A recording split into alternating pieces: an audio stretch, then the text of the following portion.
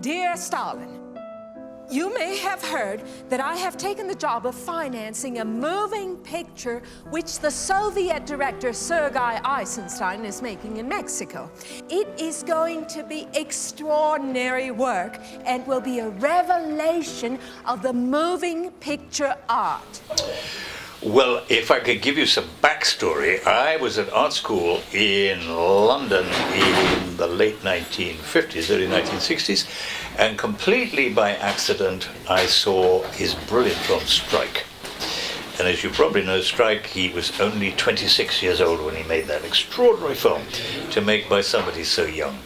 And I was deeply, deeply impressed. Here was a film about ideas. Here was a film, obviously, about Soviet propaganda. But Michelangelo's Sistine Chapel is propaganda for Catholicism. But just like Michelangelo overcomes that propaganda, so Eisenstein overcomes the propaganda arm of Nosin. So indeed, all those early films. And here were films about big ideas. They weren't sort of silly little Freudian, sort of anecdotal Henry Jamesian sort of fooling around in the bedroom, which we were used to from, stupid Hollywood films. Here was big ideas, which really, really did take cinema seriously. If you're going to do something with a great amount of seriousness, well, then really go for it. And I also felt very much that although most of the American cinema, apart from being trivializing and anecdotal, even its origins, if you think of things like Griffiths' Intolerance, which tried for big ideas, was somehow totally unbelievable. And there was, I suppose, a great sense of seriousness, combined with an extraordinary sense of poetry. And of course we would need to talk for 5 hours about montage theory, which is very much about poetic association, and is not simply interested in telling you stories. And we know cinema is very bad at telling stories, because it always goes back to the bookshop for its information. And we have a text-based cinema, we don't have an image-based cinema. Every single film you've ever seen started life with a text, and continues its manifestation very largely as 19th century literature. It hasn't even entered the 20th century, whereas Perec, whereas Borges in contemporary cinema, almost non-existent. Diego. Sergei, my friend. You're welcome. Gracias. Frida? Sergei. Bienvenido. Encantado. Jorge Palomino Cañedo y el Guanajuato Guy. Sergei Eisenstein. Sometimes a Russian film director or Russian film director retired. This is Alexandrov. Always an actor. Frida. Grisho. And this is Edward Tisset, cameraman. The cameraman. Frida. Las maletas, por favor. Adelante, señores. Bienvenidos. So I thought then, a very formative age, I was 17 when I made these discoveries, that here indeed was my first #1 cinematic hero. And I followed, I suppose, not necessarily very consciously, but I've been to everywhere in the world that Eisenstein went to. I spent a lot of time in Moscow. I've certainly been to Mexico. I've been to all the places where he's been in Mexico. I've read all his books, and he was a probably very, very good lecturer, and he wrote huge amount of material, and I've seen all his films. Not that that's such a lot, because I think he only ever finished about 6 films. He started a whole series of others, but I've seen evidence of all that. Then I started going, I suppose, to Mexico. I had film retrospectives in this city called Guanajuato. The English title of the film is called Eisenstein in Guanajuato, though I think the French distributors have now changed the title, and now they call it Que Viva Mexico. Que Viva Eisenstein. I'm not necessarily very happy with that, but I bend to the notion. I suppose the distributor has an idea of what's going to work well in France. So, okay, so be it. I mean, there is a way that you always distort my titles. I made a film several years ago called The Cook, Thief's Wife and Her Lover, and I thought, nobody can get that wrong. But you turned it, according to your notion of masculine and feminine pronouns, so it turns out that the thief turns out to be homosexual. So that's to do with the translation of the title. So it's impossible. I think Umberto Eco said there's no such thing as translation. The best possible thing we could do is some sort of, I suppose, accommodating sort of notion of association. So translation is impossible.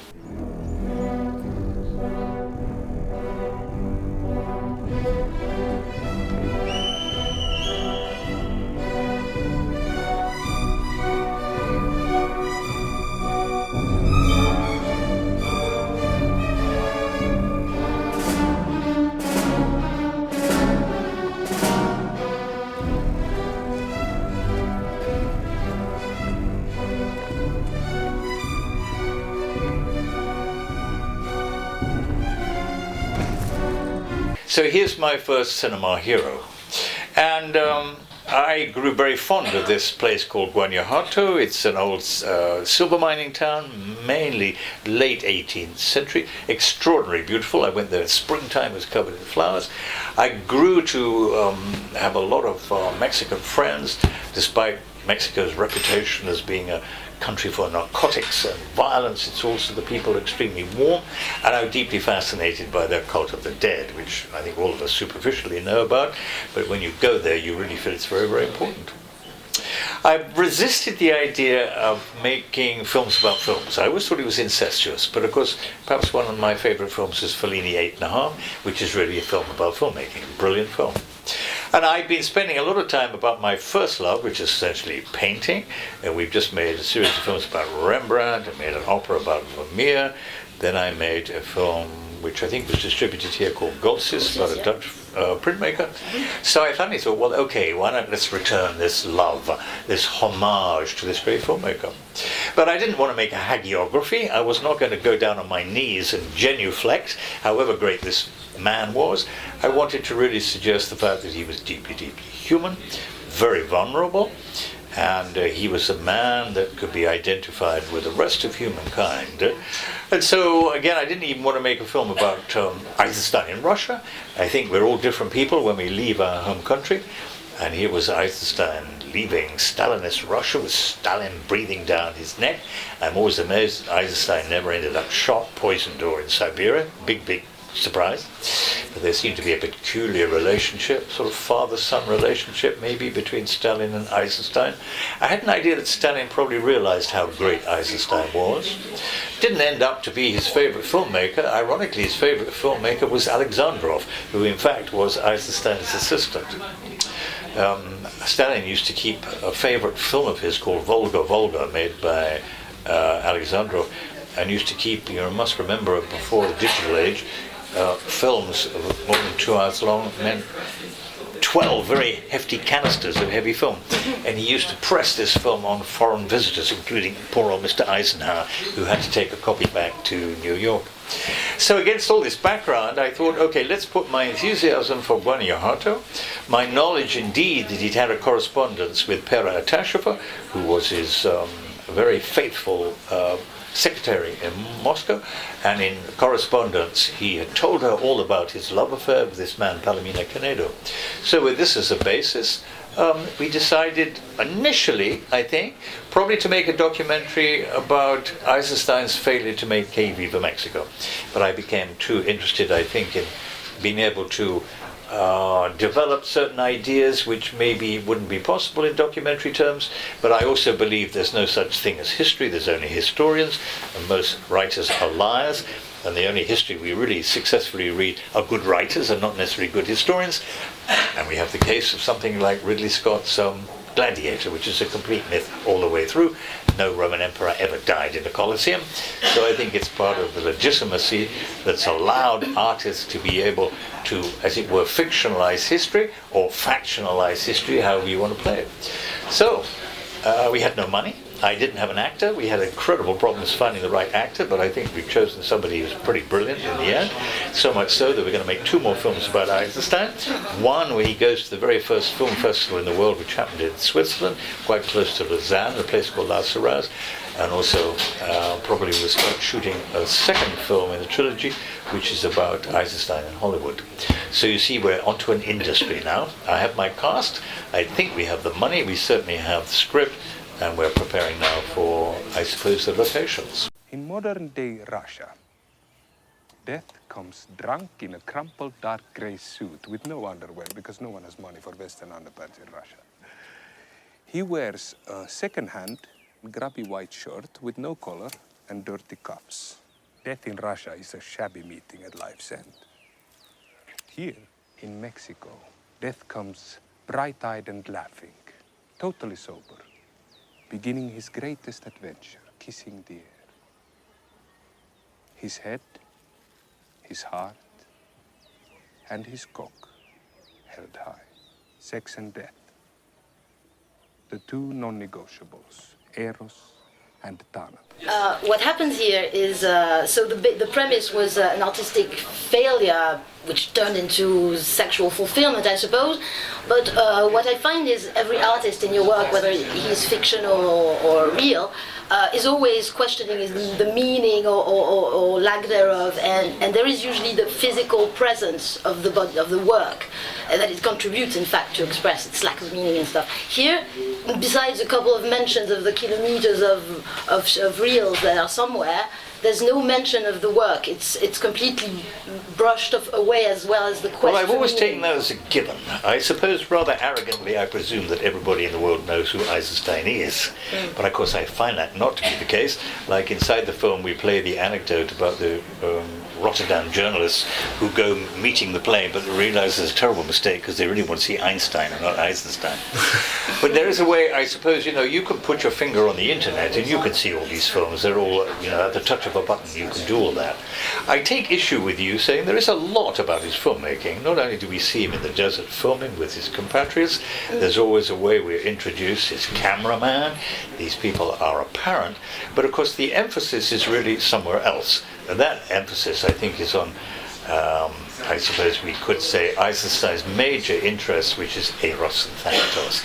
The very beginning and the very end, I suppose much more simplicistically, simply talk about sex and death. And I wanted to make Eisenstein a believable character, and I think in your first question, you absolutely are an ideal member of my audience. I wanted to humanize him, to make him somebody who had all the characteristics of a human being, what you could say the downside and the upside.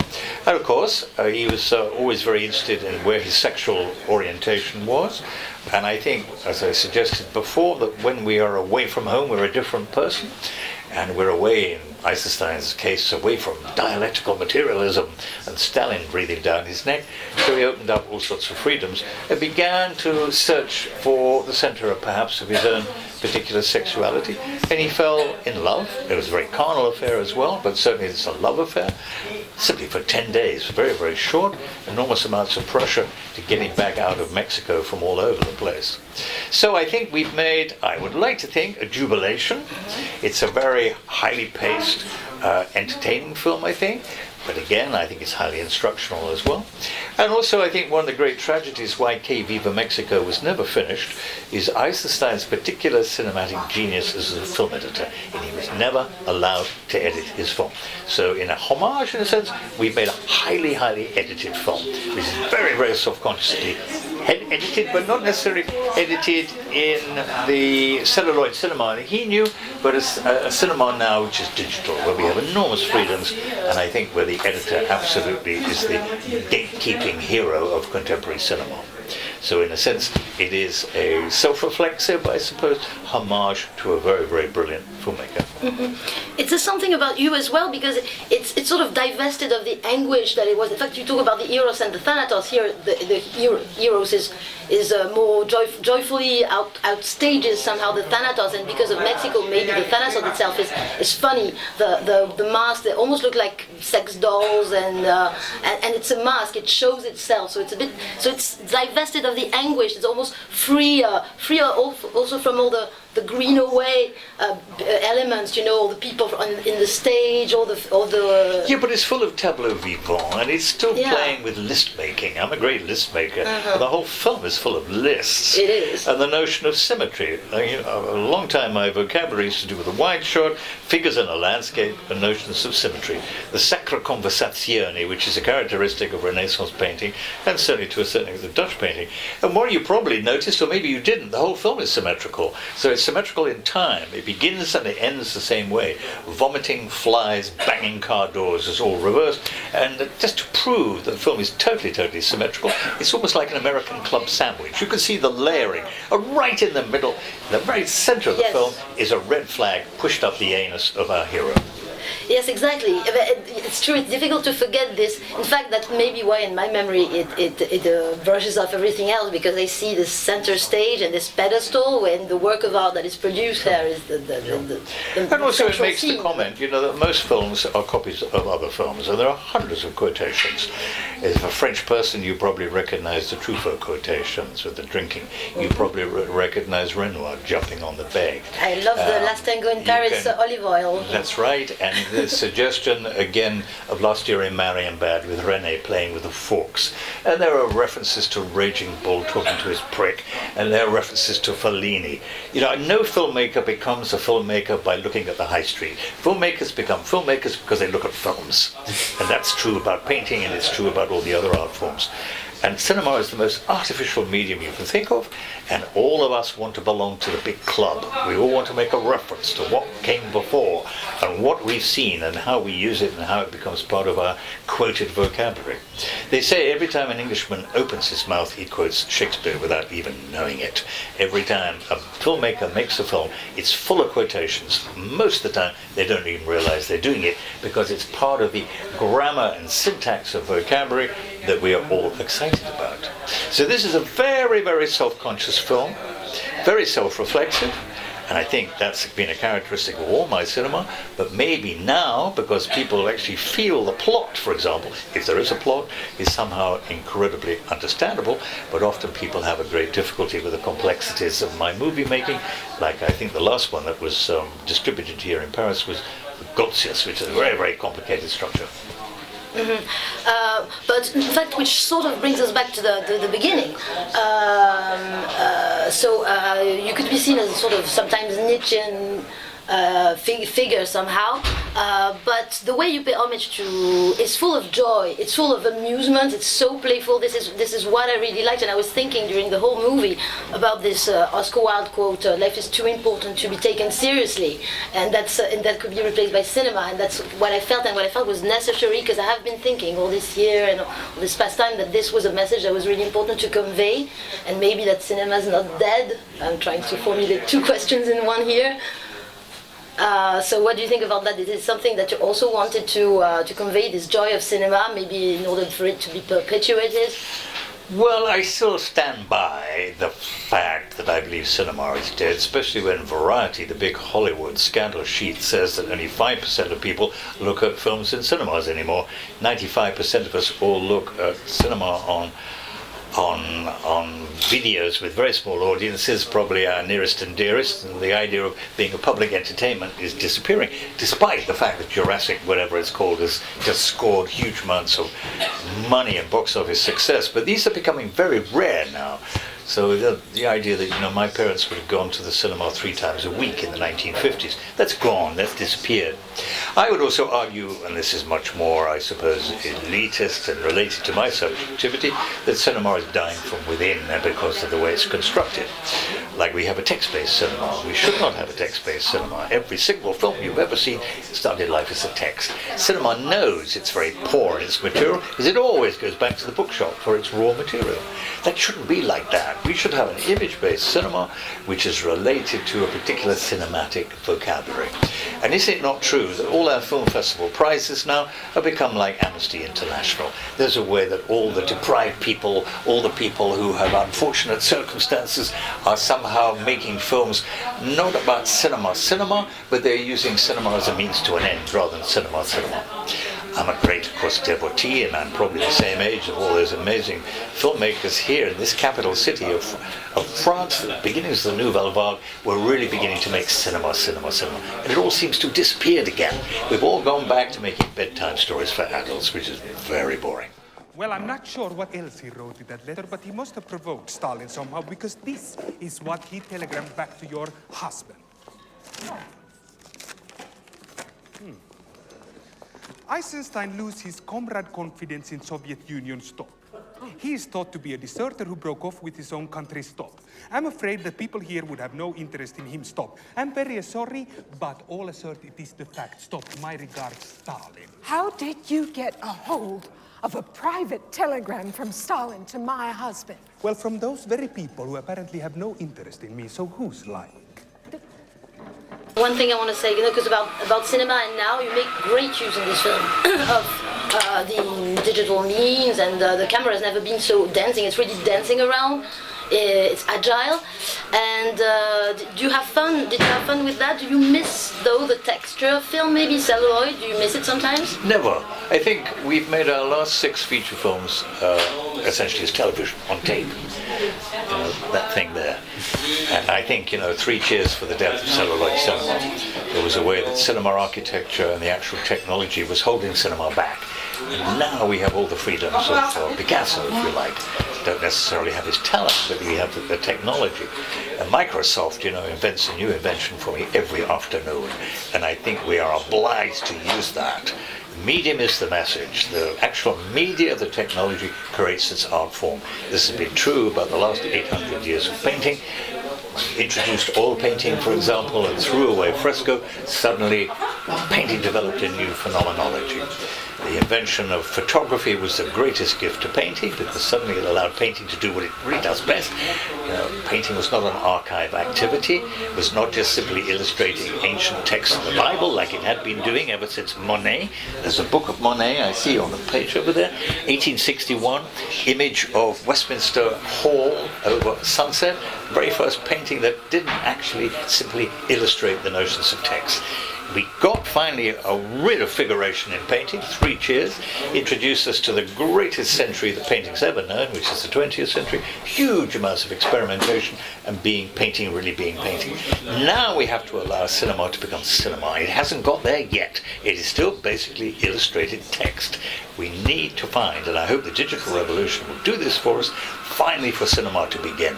All we've seen 1895, 2015 is simply a prologue. Cinema should begin now. And I've heard of Born in Brazil you're planning to make. Is that a strange rumor that you were that you would?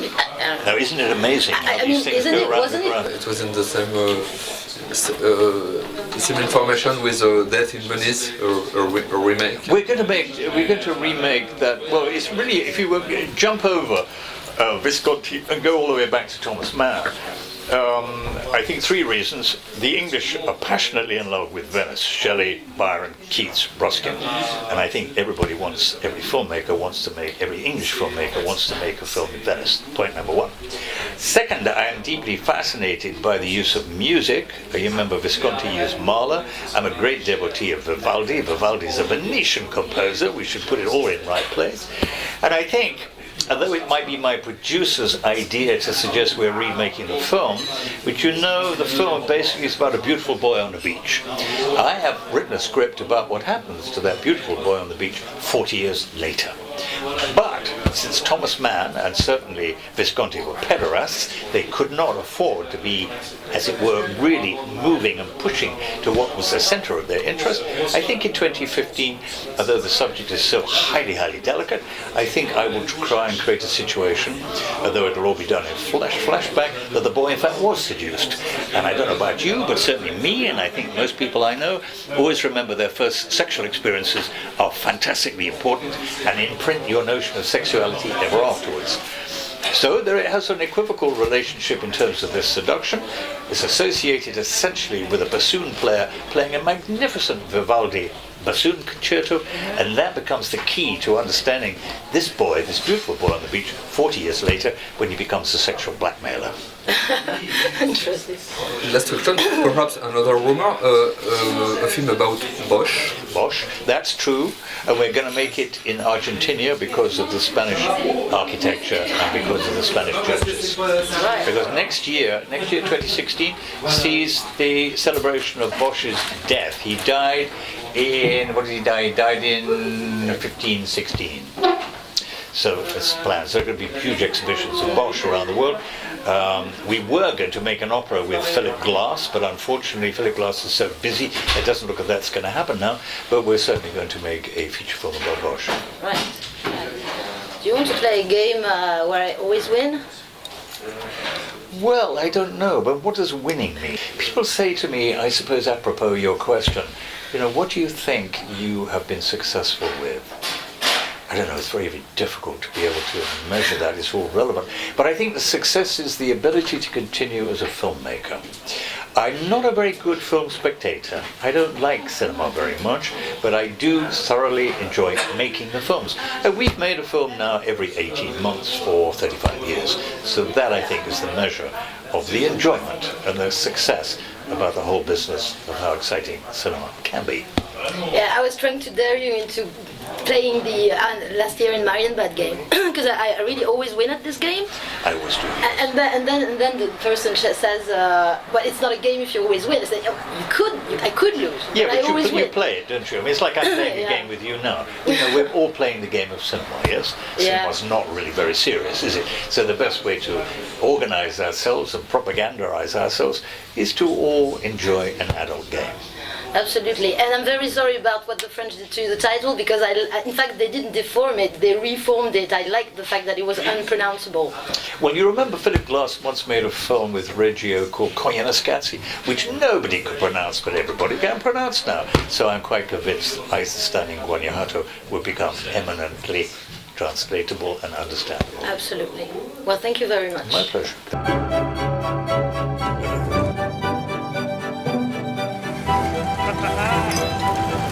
Salut! 10 days that shook the world. I shall consider these 10 days as the 10 days that shook Eisenstein.